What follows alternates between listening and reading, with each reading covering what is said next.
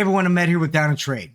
Been wanting to make this video for quite a while. Today, I'll be discussing a fantastic take profit strategy that I use on all my 0DTE credit spread trades. As I'll discuss in great detail, this take profit strategy has two major benefits. Number one is this strategy is typically triggered faster than our historical or traditional take profit strategies. Let's face it, if we can get out of our trade with a profit faster, it's always better for us. But probably the biggest benefit is that your 0DTE credit spread will not be counted as a day trade. In other words, for those of you who have smaller account sizes, this will not count as a round trip or a day trade against your PDT rule. Throughout this class, I will cover every aspect of the strategy, including how to set it up in your brokerage platform and how to set up an order template for faster use. So without further ado, let's get down to trading. All right, welcome everybody. Ahmed here with Down to Trade. It is June 14th, 2023. I'm here with a bunch of great people in the room.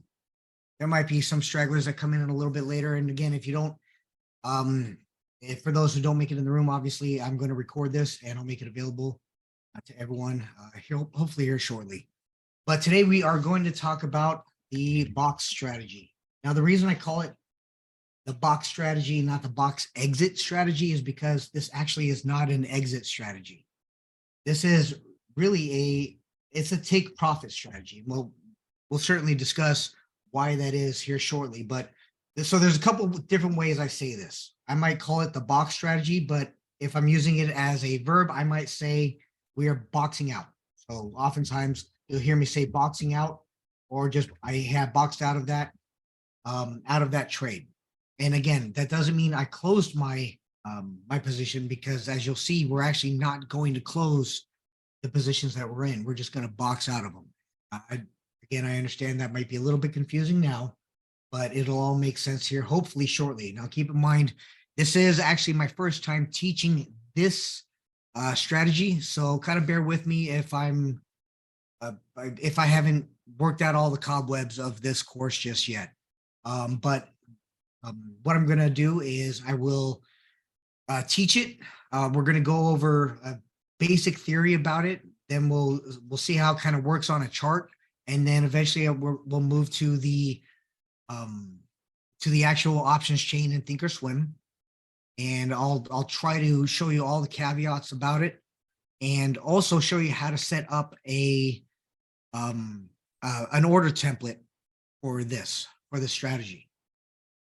So anyways, and then once all that's done, we'll go ahead and open it up for our main Q&A session. Now, the box out strategy is unique in a lot of different ways. One, again, we are not going to exit our position. So let's just start with a possible example. Let's say that we got into the 42.90 by 42.60 put credit spread, or bull put spread, and let's say we got that for $1. Okay, so that was our entry this morning, and here it is now, an hour and a half later, and we decide it's time to take profit. Well, if we were going to buy to close this order like we normally do, we would simply buy to close the 42.90 and sell to close the 42.60 for, it looks like it's going for 30 cents. Right? That's our typical exit strategy, right? That's what we call a regular buy to close exit strategy. We're all very familiar with it. We do it every day. Now, in this case, how did we get to that 30 cents? Well, the 42.90 is right now going for 50 cents. So that we would buy to close the 42.90 for 50 cents and sell to close the 42.60 for 20 cents. And that would give us a net debit of 30 cents. And again, we're all familiar with this. None of this is None of this is new. This is what we normally do. So when we entered, we had a net credit of $1. And when it's time to take profit, we had a net debit of 30 cents. Again, we bought to close our short leg for 50 cents, and we sold to close our long leg for 20 cents, giving us a net debit of 30 cents. Awesome. Well, at the end of the day, and so this would leave us with a premium capture of 70 cents, right? Right, that's simple enough. Nothing too difficult there. There's a couple problems or a couple issues with this, especially if you have a smaller account.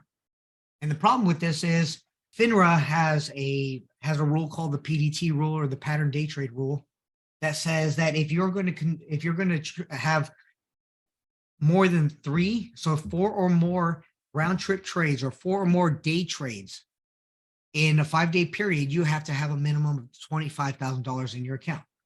Well, this workaround that we're going to talk about today is actually neat for this reason, because again, if we were to use our regular exit, the problem is that that's going to close out the exit, meaning it's going to be a round trip trade, which means it's going to be a day trade, which again, it means that it's going to count as one of your day trades. Well, what if I can show you a way where you can enter this put credit spread and let it close out and expire. Remember, if it expires, you never closed it, which means it doesn't count as a round trip trade, meaning it doesn't count as one of your 3 trades for that 5-day period. So if I can show you a way where all of your take profits never count as a day trade. Now, we won't use a box out strategy for our stop losses, and I'll explain why that is. But all of our take profits, you can easily use this box out strategy, or box out of your position, utilizing a method in where you never close out your position. Your position expires at the end of the day, and the great news is it doesn't count as a round trip. The other really cool part of this, of the box out strategy, is just because you actually get triggered out of your take profit faster. That's actually the reason we don't use the box out strategy for our stop loss, because we don't want to get triggered out of our stop loss quickly. We want to get triggered out of our take profit as quickly as possible, but our stop loss, we want that to, we'd rather not get triggered out or wicked out of our stop loss sooner. So again, I would only suggest using this box out strategy for take profits, not for your stop loss. So what I'm doing is I enter my trade like normal. I still have an OCO order on. That OCO order is comprised of our regular stop on our short leg only, and then the take profit is this box out strategy, which we'll go over here. Again, we talked about getting into this trade, the 42.90 by 42.60 PCS, or put credit spread for $1. And normally we would exit with our buy to close order. What we're going to do now, what we're going to talk about now, is opening up, instead of closing this existing order. What we're going to do now is we're going to talk about opening up a new order that gives you this net debit of 30 cents. That's all we're looking for, right? We're looking for a net debit of 30 cents. So if we can, because we got our net credit of $1, and if we're looking to get out at 30 cents, it doesn't matter how we get that net debit. As long as we have the net debit at the end of the day of 30 cents, then we've reached our goal. So, and everyone knows this way of obtaining a 30-cent net debit, but I'm going to show you a different way to obtain that 30-cent net debit. And again, it gives you the added benefit of not counting as a round trip, because we're going to leave both of those orders open. Our original order and this new order that we're going to place is going to be left open to expiration. Both of them are going to expire at the end of the day. Okay. So in general, what we're going to do is we're going to open a bear call spread that is in the money. This will be a credit spread.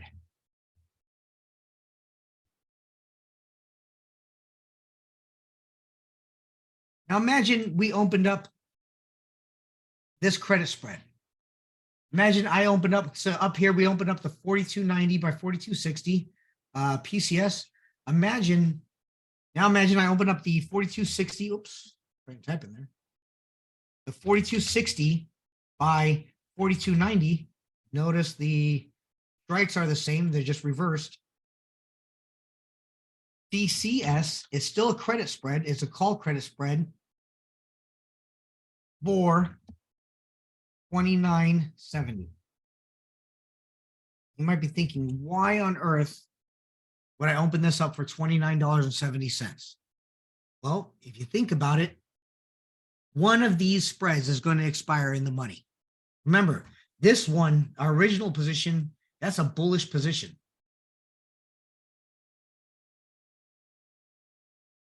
Remember, that's a bullish position. This one is a bearish position. Meaning, if price drops below this spread, this is going to expire in the money. If price expires above this, it's going to expire out of the money. Vice versa with this. In other words, one of these spreads, and only one of these spreads, mathematically has to expire in the money. One will expire out of the money, and one will expire in the money. That's the magic here.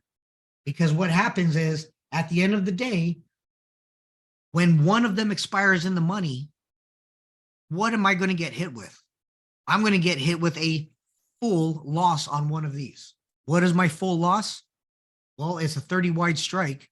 I'm going to get hit with a $30 loss. So at expiration, one of the spreads will expire in the money. The other will expire worthless.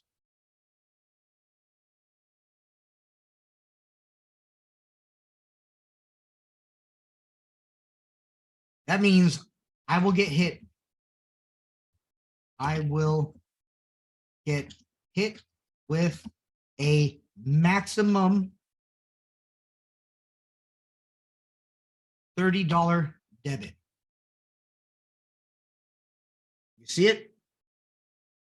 Beginning of the day, I had a $1 net credit plus $29.70 credit, net credit, minus $30 debit.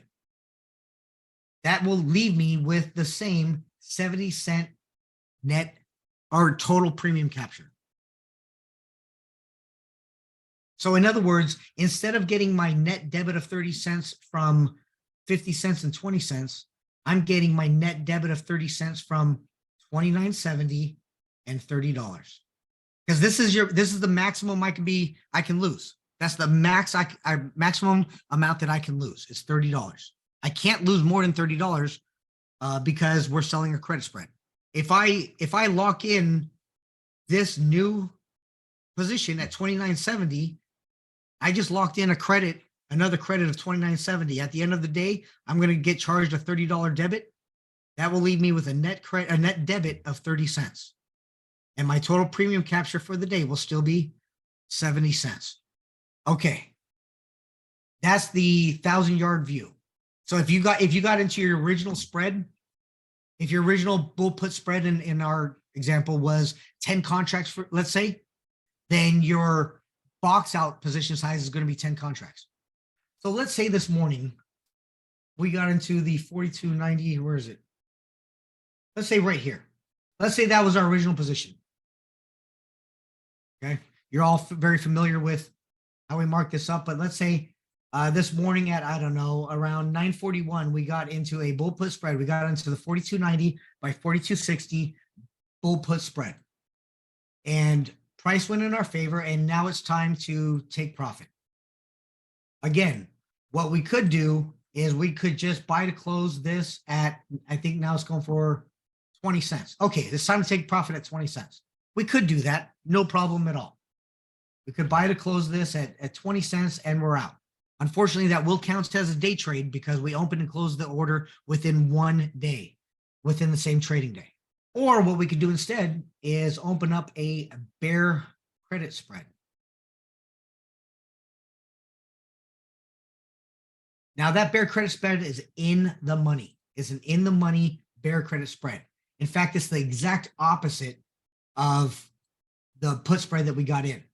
It's on the opposite side of the options chain. For the exact same strikes, we're still picking up the 42.60 and the 42.90. Okay, and again, we'll look at the options chain so you can take a look at it. This is our actual spread.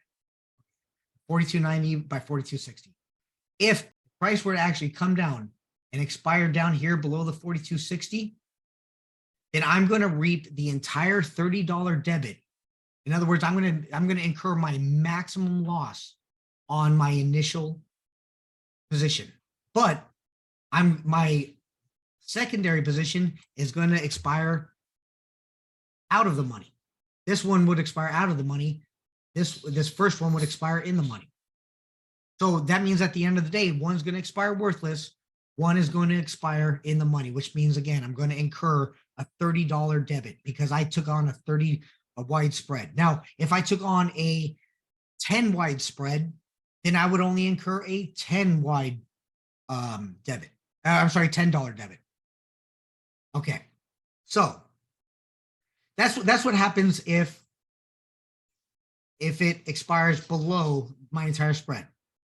If it expires above my entire, let's say price came down and it expired here.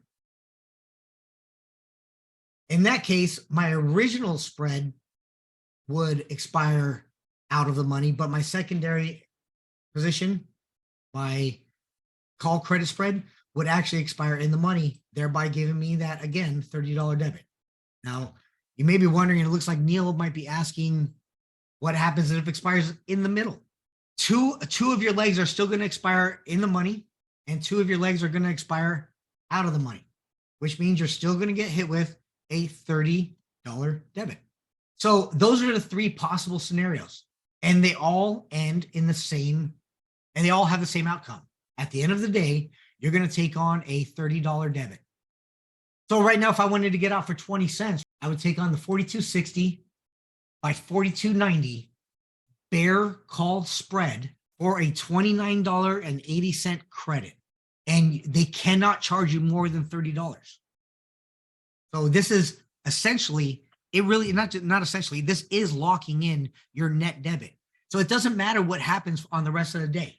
If up here, if I get out at 29, if I box out up here for 29.80 and this thing just decides to just go haywire down, it doesn't matter. I've already locked in my 29.80 credit, and at the end of the day, I'm going to take on that $30 debit. So this kind of freezes when you enter this secondary box out, or box, when you enter this secondary position, it freezes your profit for the rest of the day. Hey, I hope you enjoyed part 1 of this class. Click here to watch part 2 of the box out strategy. Can't wait to see you there.